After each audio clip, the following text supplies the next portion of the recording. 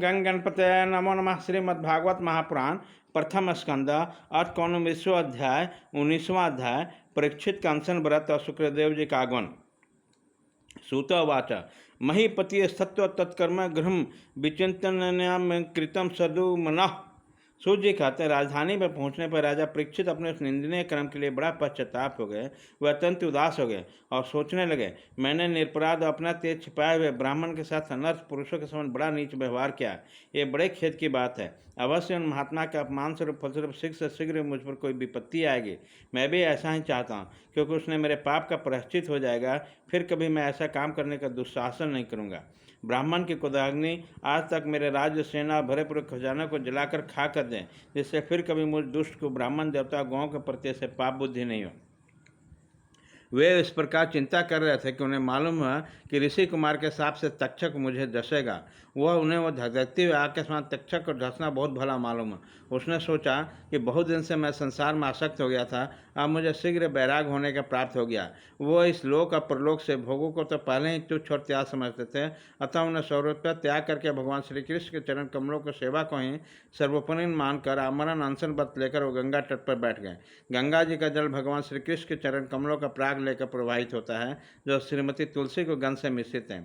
यही कारण है कि वो लोकपाल के सहित ऊपर नीचे के समस्त लोगों को पवित्र करती है। कौन ऐसा मरना पुरुष होगा जो उसका सेवन नहीं करेगा।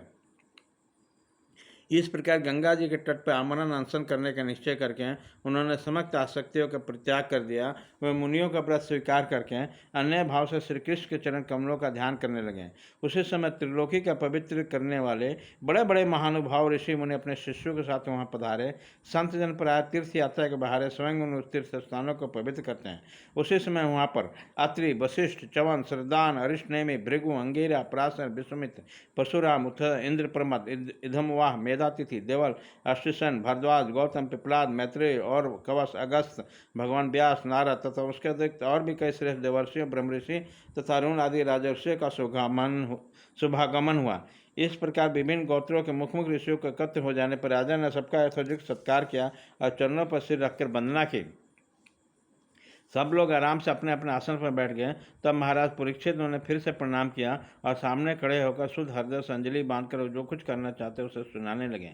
राजा परीक्षित ने कहा, अहो, समस्त राजाओं में हम धन्यतम हैं, क्योंकि अपने शील स्वभाव कारण हम आप महापुरुषों के कृपा पात्र बन गए हैं।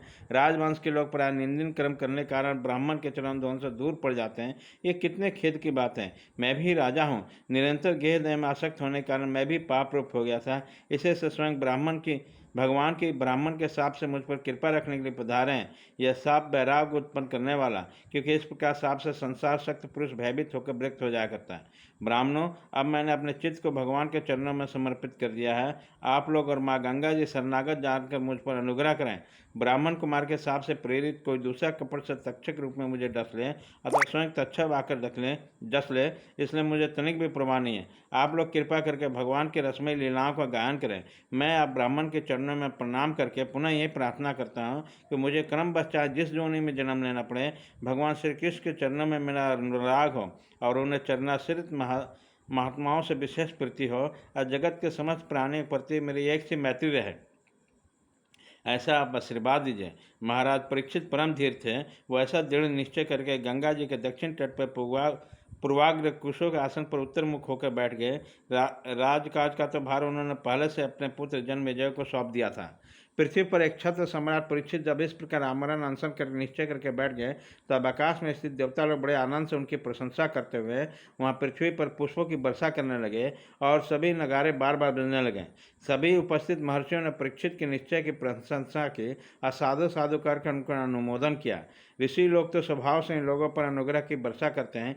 यही नहीं, उनकी सारी शक्ति लोग पर कृपा करने के लिए होती है। उन लोगों ने भगवान श्री कृष्ण के गुणों से प्रभावित परीक्षित के प्रति उनके अनुरूप वचन कहे।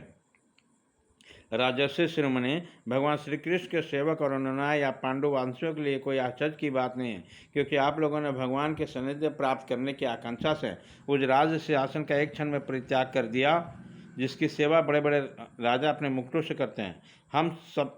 हम सब तब तक यहीं रहेंगे जब तक कि भगवान के परम भक्त परीक्षित अपने नश्वर शरीर को छोड़कर माया दोष और शोक से रहित भगवद्धाम में नहीं चले जाते हैं। ऋषियों के वचन बड़े ही मधुर, गंभीर, सत्य और समता से युक्त थे। उन्हें सुनकर राजा परीक्षित ने उन योग युक्त मुनियों का अभिनंदन किया। अब भगवान के मनोहर चरित्र सुनने की इच्छा से ऋषियों को प्रार्थना की, महात्माओं, आप सभी सब ओर से यहाँ पधारे हैं। आप सत्य लोक में रहने वाले मूर्तिमान वेदों के समान हैं। आप लोगों का दूसरे पर अनुग्रह करने का अतिरिक्त जो आपका सरल स्वभाव है, इस लोक या परलोक में और कोई स्वार्थ नहीं है। भाग 1 खत्म।